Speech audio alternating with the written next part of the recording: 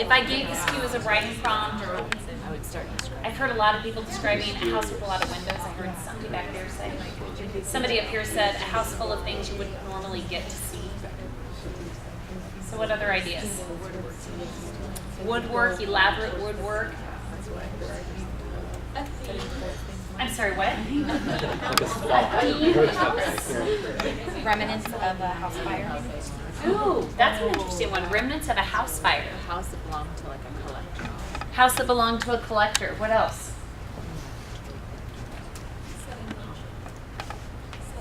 Set in nature.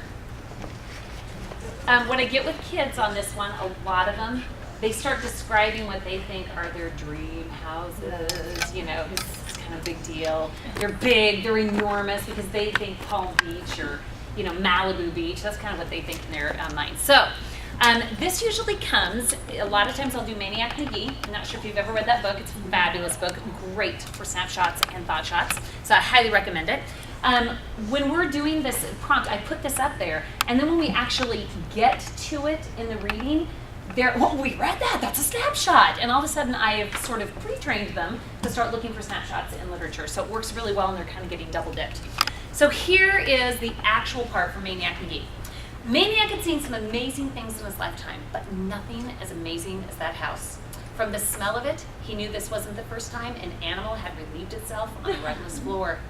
In fact, in another corner, he spotted a form of relief that could not be soaked up by newspapers. Cans and bottles lay all over, along with crust, peelings, cores, scraps, rinds, wrappers, everything you would normally find in a garbage can. And everywhere, there were raisins. As he walked through the dining room, something, an old tennis ball, hit him on top of the head and bounced away.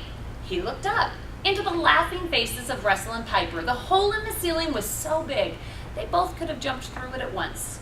He ran a hand along one wall. The peeling paint came off like cornflakes. Nothing could be worse than the living and dining rooms, yet the kitchen was. A jar of peanut butter had crashed to the floor. Someone had gotten a running start, jumped into it, and skied a brown, one-footed track to the stove. On the table were what appeared to be the remains of an autopsy performed upon a large bird, possibly a crow. The refrigerator contained 2 food groups, mustard and beer. The raisins here were even more abundant. He spotted several of them moving. They weren't raisins, they were roaches. Now look at the contrast with what Maniac McGee, Jerry Spinelli, did when he used this broad, general, sweeping terminology. And then he said, now zoom in on the details. You get a completely different picture. If we can teach our kids to do that, to go from something broad that's not about anything to something that's very narrow and focused and concrete, look at the scene that just developed. And that's just one scene out of an entire story full of them. What Jerry Spinelli could have said, Maniac had seen some amazing things in his life, but nothing as amazing as that house. It was a complete mess and really dirty with stuff like garbage everywhere. There have been roaches all over the place and a hole in the ceiling. That's what he could have done. And so I like to show my students, or let them even write what the author could have done, which they're usually really good at, and then go back and try to add in those concrete details. So what I want you to discuss real fast, just choose one of these to maybe think about. How is the snapshot more effective than that example I just read to you? I think that one's obvious. What does the snapshot do that this example does not?